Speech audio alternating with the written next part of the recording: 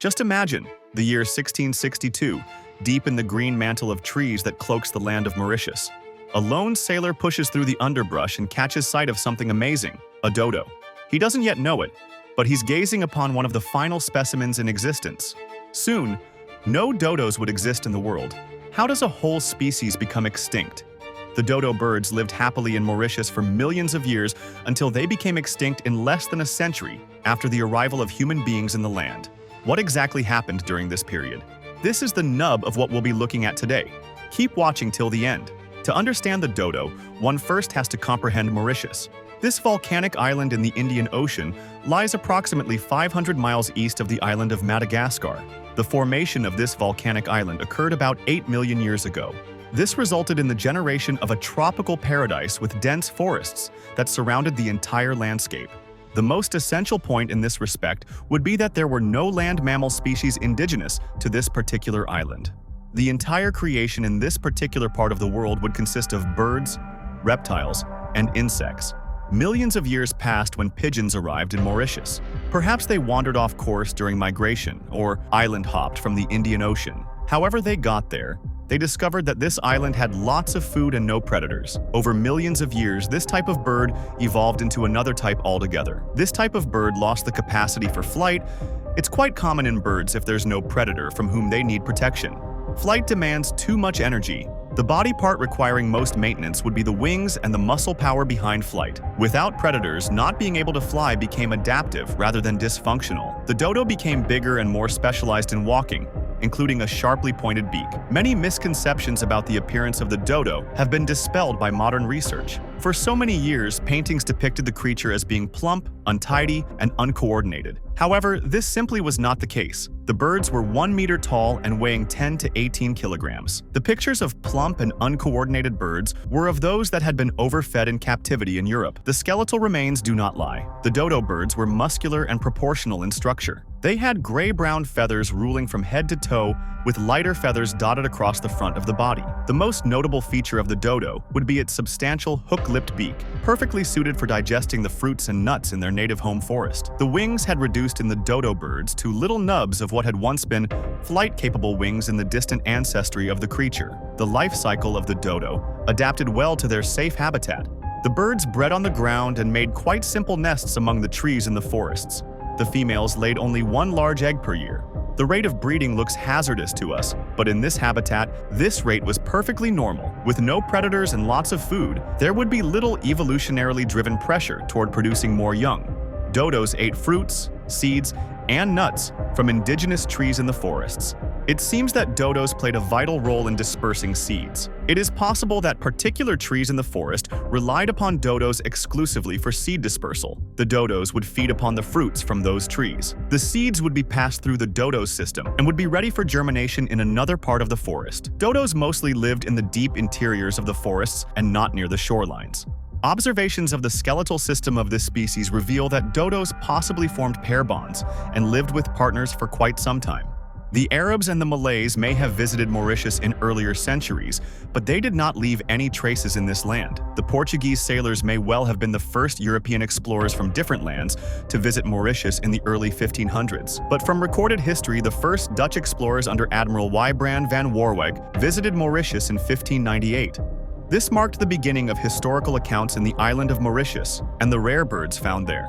The Dutch were the first recorded explorers of Mauritius. The first descriptions of dodos in existence were penned by Dutch sailors. These journals recorded the following interesting fact. The dodos were not frightened of men. The Dutch sailors could walk up to the birds. The dodos did not run away or display any defensive traits. This did not mean that dodos were dumb birds, contrary to the apparent meaning of dodo. The dodos simply had no exposure to predators. For millions of years, they had lived in absolute safety. Because of this, there had been no pressure from evolution regarding caution or fear. The Dutch sailors found this peculiar and comical. The origin of the name dodo may be attributed to either Dutch or Portuguese. It may come from the Dutch word dodur, meaning sluggard. The other possible origin would be from the Portuguese word dudo. This would carry the meaning fool or simpleton. For the first few decades, the Dutch vessels would only call at Mauritius in transit to the East Indies. This island would be a rest point wherein the crew would procure fresh water, hunt sea turtles, and birds. However, 1638 marked the end of this period. The Dutch East India Company founded a colony in Mauritius. The colony would be small and would never become anything more than a minor colonial outpost. However, this marked the beginning of a new period in the island's history. Ships would now arrive regularly in this island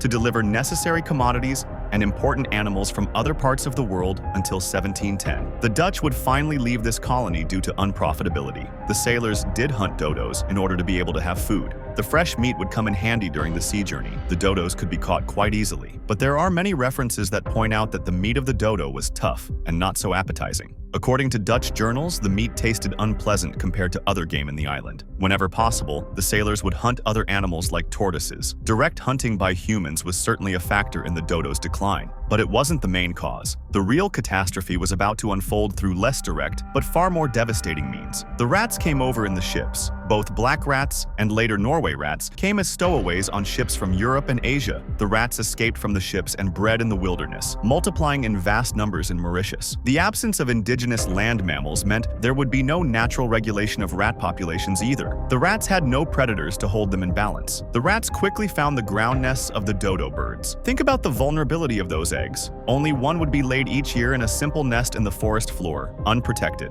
The parental behavior of the birds would not include anything about nest predators because there would be no nest predators yet. The destructive predation of baby birds and eggs by the rats had catastrophic effects. The rats' bite marks are later found in dodo subfossil deposits. This provides evidence of those destructive impacts. The Dutch introduced pigs to the island. The pigs served multiple purposes. First, they would be a food supply in the colony. Second, if any sailors from Dutch ships were shipwrecked on the island, there would be food in the pigs for them. Many pigs got loose or escaped from captivity. Wild pigs flourished in the forests. These pigs are omnivores and highly versatile. The pigs dug up the forest floor in search of anything edible. During this process, they destroyed dodo nests and ate young birds. The pigs ate the same crops of fruits and seeds that the dodos relied upon. The crab-eating macaques became successful invaders too. The intelligent primates liked to raid nests both from above and from below. The macaques could climb trees and navigate through the forest canopy. Afterward, they would come down if they found anything interesting. Dogs and cats from the settlers' colonies became predators too. The deer and the goats were released in the forest, and they impacted the type of vegetation in the forest through grazing. All the animals affected the dodo in different ways, but not in a beneficial manner. The Dutch started harvesting the ebony wood from the Mauritius forests. The dense wood from the trees in Mauritius was in high demand in Europe. The Dutch cleared more land because the colonies kept expanding. The dense forests necessary for dodo's existence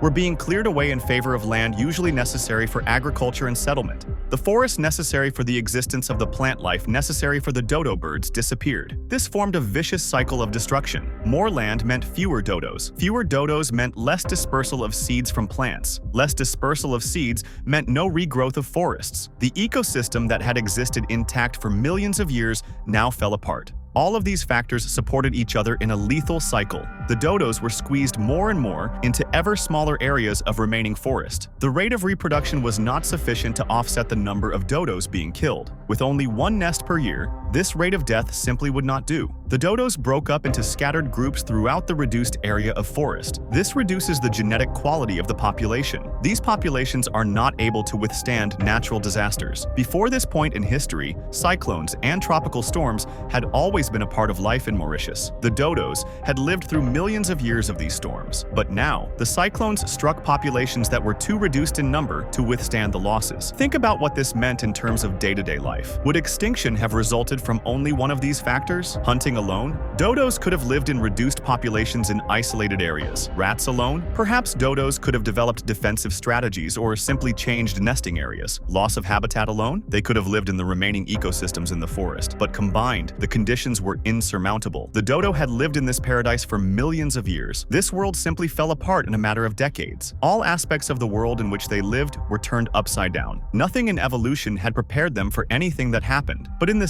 1860s, descriptions of dodos in Dutch colonies and in sailors' journals became fewer in number. Sailors who had previously encountered the birds now had trouble even spotting one. The forests in which the birds lived were being reduced in size and degraded. It seems that the population had reached critically low levels. Perhaps only isolated pockets of dodos existed in the most distant regions of the forests. The final known living dodo sighting dates back to 1662. The sightings were recorded by a shipwrecked sailor named Volkert Everts during his stay on the island. There are claims of possible sightings in the 1680s, but there are no credible sightings after this period. The dodo became extinct in less than 80 years after the island was settled by human beings. The rate of extinction was so rapid that many European citizens doubted that the dodo had ever lived. By the time scientists became interested in studying the dodo systematically, the dodo had become extinct. Very few specimens of the dodo had been preserved. Today's museum dodos consist of replicas constructed from various bones and descriptions. There was one stuffed dodo in Oxford University in England. That specimen had been taken there in the 17th century. However, over the years, the specimen decomposed, the feathers dropped out, the skin broke down, moths got hold of what remained. But in 1755, the specimen had decomposed to such an extent that curators decided to burn the specimen.